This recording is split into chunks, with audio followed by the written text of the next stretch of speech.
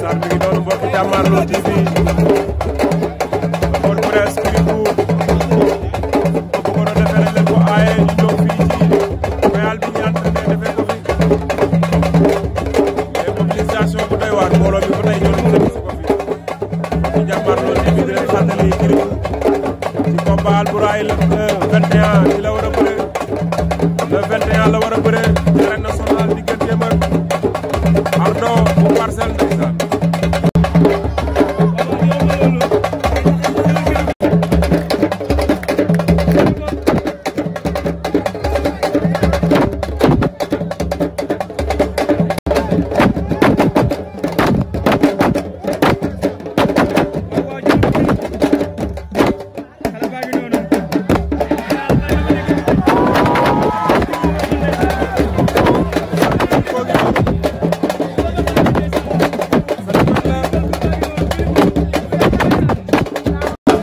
ndeysaan Kirikou ngi noonu la ilaha illallah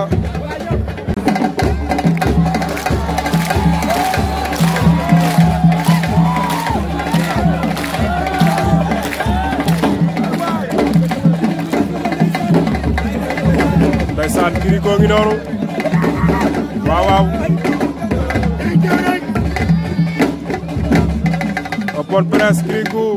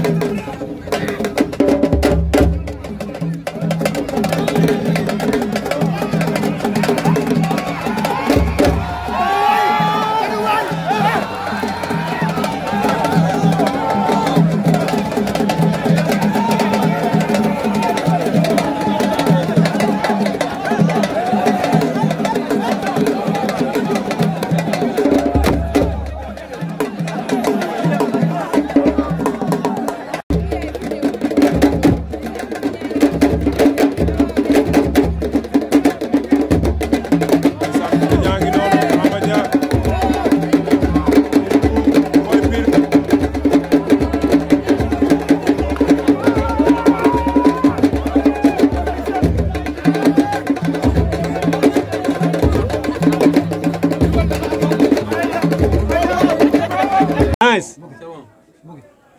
Allez action. aha sama gars yi ziar ziaratan mbokk internet yi nuyu nañ leen ziar nañ leen fi ñu leen daan nuyoo waa di leen wax ne tey aussi dañ déplacé waa ñëw ba fii ci Boune ñoo ngi koñu los plus précisément open press kan ñu ne Kirikou pensionnaire de l'écurie Boune Mbollo mi ngi war a bëri le dimanche 21 juillet à l'arène nationale jour combat Balla Gaye 2 Tapha Tine Kirikou war a jàkkaarloo kan pël bu ñuul bi pour le Balla ji la war a jàkkaarloo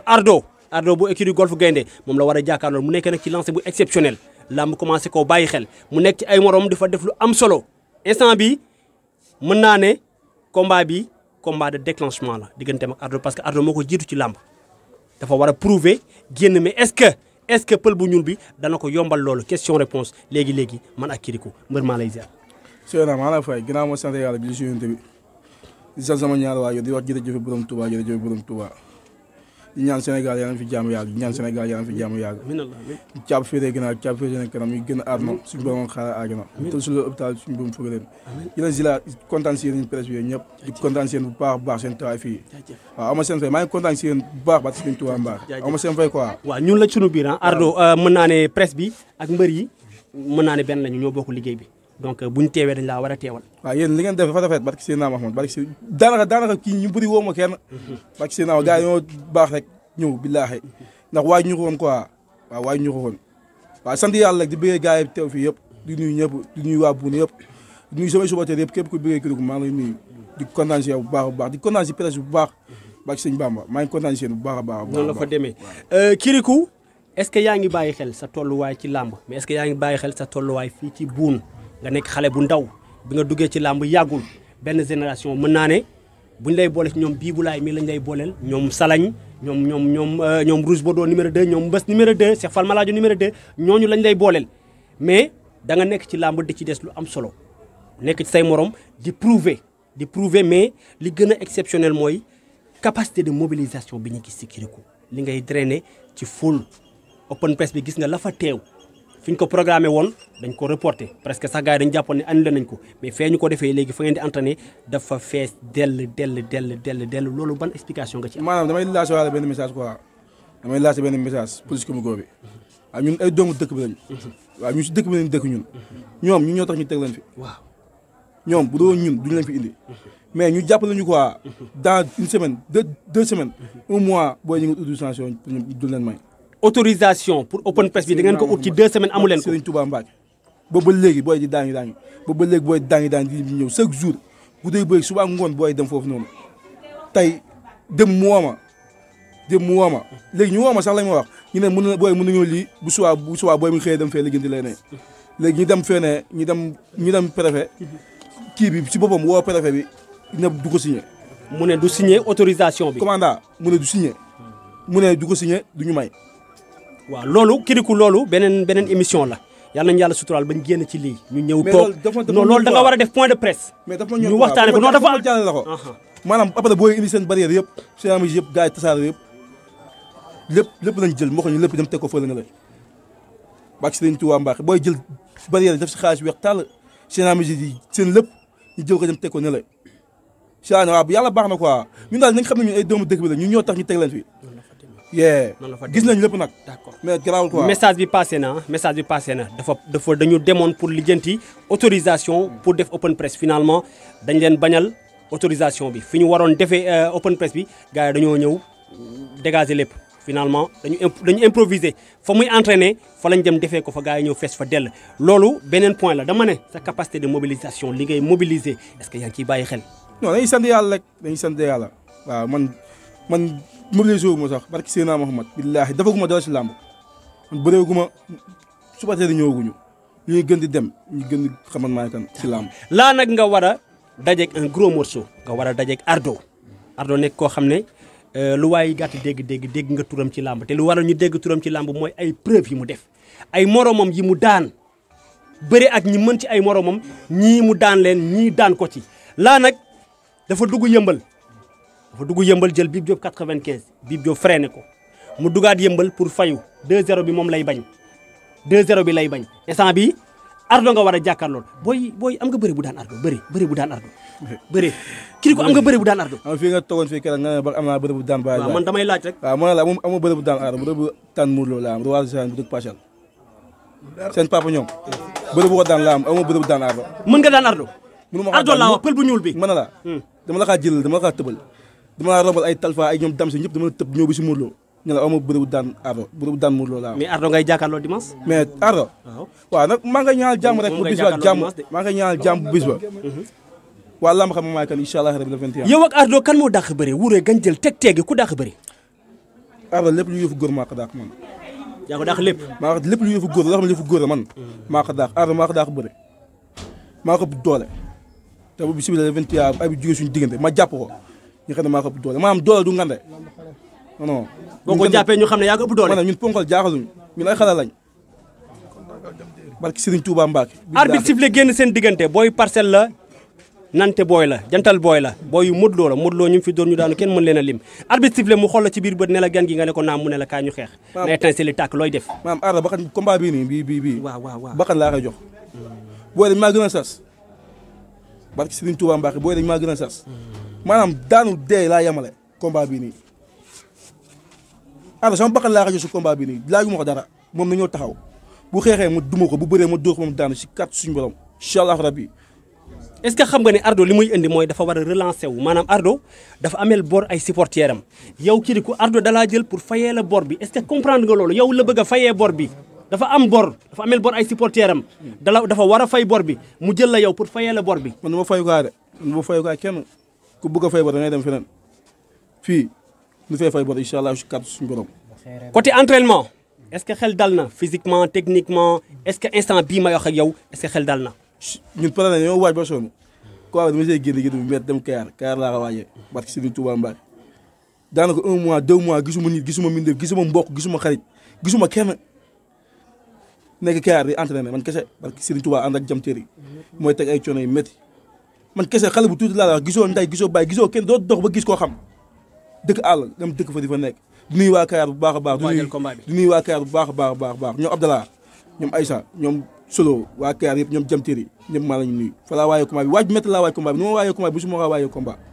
parce que seen naam ñaata séance par jour 3 séances la entraîné par jour 3 séances chaque jour di waajal man bu dul Ardo sax bu dul combat bu dul dara man sama yaram dafa mise entraînement mat naa lu matee su entraînement matee soir laay def am na ñu wax ne Kirikou instant bi mbëru grand combat la loo ciy tontu non ñun waaye dañuy sant yàlla rek dañuy sant yàlla quoi barki Sëñ Bamba ñu defaguñ dara si làmb billaahi wallaahi taala defaguñ dara si làmb man leen kese laay jooy si làmb ji leen kese position bu ma teg deuxième combat kese laay jooy kese incha allah rabi si kàttu suñu borom le 21 dinaa teel a dugg stade dinaa teel a tige 6 000 la barki Sëñ Bamba dinaa dugg stade ba mu fees jël si kàttu suñu borom buun fi nga dëkk buun loos waxuma la loos kese mais buun ci boppam du mën a yëmbal mais buun dafa am lu bari luñ ñàkk ci làmb dafa am ay ndaanaan yu jógoon dëkk buun ñu ne woon ñii mën nañ téye làmb bokk na ci sa entraîneur Thier amul lu mu deful ci mbapat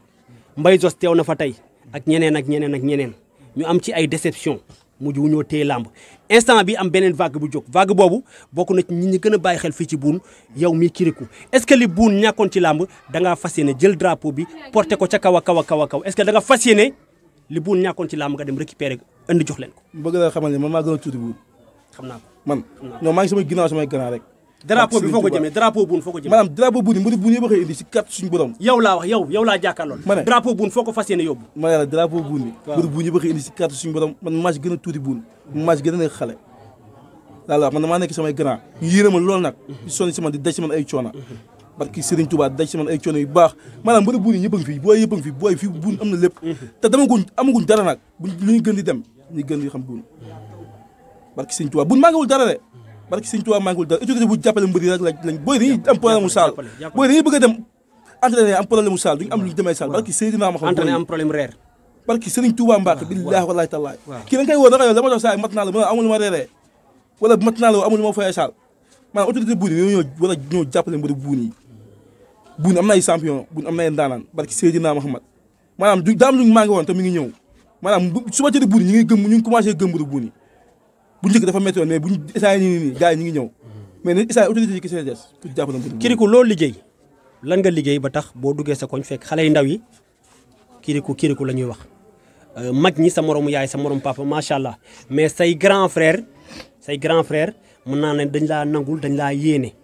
ñëw naa fi un jour agressé la ne la booy photo yi nga taxaw fi nga taxaw taalibe yi ñoo coaché matale 500 1000 francs 1000 francs ne ma grand jàppal ci li te dama kaf rek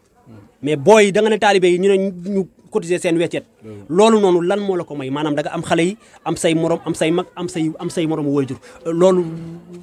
liggéeyu lan moo la ko may. man wax dëgg yàlla su ma la waxee dëgg rek man xaw ma xale xaw ma mag. loo xam man ay booy ndaw laay àndal booy may ànd ñi may àndal man ñoo xam ne maa ñoom ñooy faral ñooy dëkk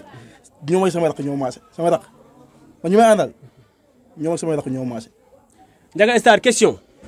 Souleymane question Salik Feuz ñàkk caaxaan waaw Kirikou ñàkk caaxaan mi ngi lay nuyu.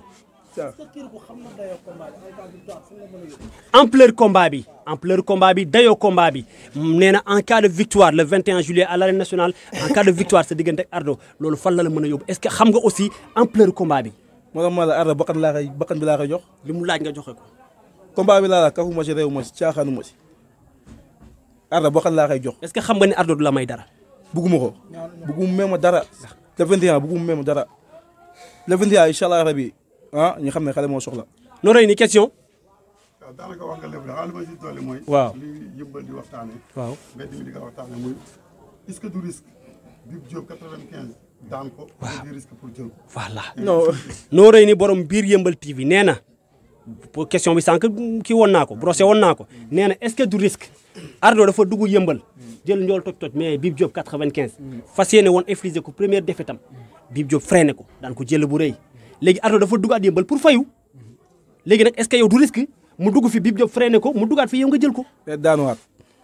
incha allah rabi yéen waa yëmbal yéen a ko mën. foofu alal tur ñoo mën alal tur. yow da nga jàpp ne waa yëmbal ñoo mën waa parcelle. alal tur laa la wax. noppi naa dugg yëmbal. waaw bàyyi na fee dugg. dimanche yàggatul de. bàyyi na fee dugg incha allah. dimanche yàggatul te VAR dafa xew. waaw ay 5 jours moo des. waaw nañ matal lépp si 4 incha allah rabi. first question. Sali waaw landing kuy kooku. landing waaw hommage bi waaw. fii laa waroon jegee sax parce que Sëñ Tuubaa mu baax kii landing ki sama nit la quoi borom bu baax la bu génn àdduna temps yi passé maanaam sama combat Moussa Diop muy jiite combat bi parce que Sëriñ Tuubaa mu baax billaahi wallaahi tallaahi te du ma am combat boo waxoo téléphone xam naa combat moo jiite combat bi mooy jiite lépp parce que Sëriñ Tuubaa ba stade alal tour billaahi bu na suba sama combat si guddi gi fii lay ñëw fii lay ay ñoom Omar Cheikh Omar parce que borom Tuubaa fii la ñuy fanaan ba fayar waa Fass yëpp barke Serigne Touba Mbacke ñi ngay jaale waa Fass bu baax a baax di nga jaale Omar di nga jaale ñoom Mor Fass gaa yëpp ñoom Fallou waa wàcc po yëpp te mam jaale maa leen jaale laa ñu quoi ndax kii ba bu baax la quoi barke Serigne Touba manqué na ma loolu nag barke Serigne Touba Mbacke waaw di nga ñaanal yàlla ko yàlla xaaral àjjana suuf mbuur boobu mu tëdd gën a ko fu mu jigee mais benn instant damay ñëwaat ci dernière question Boune gis nañu ren seen mag Petit Niang dafa génn bëre daan jël bu rëy nekkoon ci ay jafe-jafe nag bala muy bëre combat bi mais dafa dem bëre freiné daan mbër bu mësul daan muy BMW mais gis nañu say grand frère Rëm dafa génn dem bëre ak Mbacke Faye ñàkk Jackson génn bëre ak ñagas de ñàkk Cheikh Fall Maladio génn bëre ak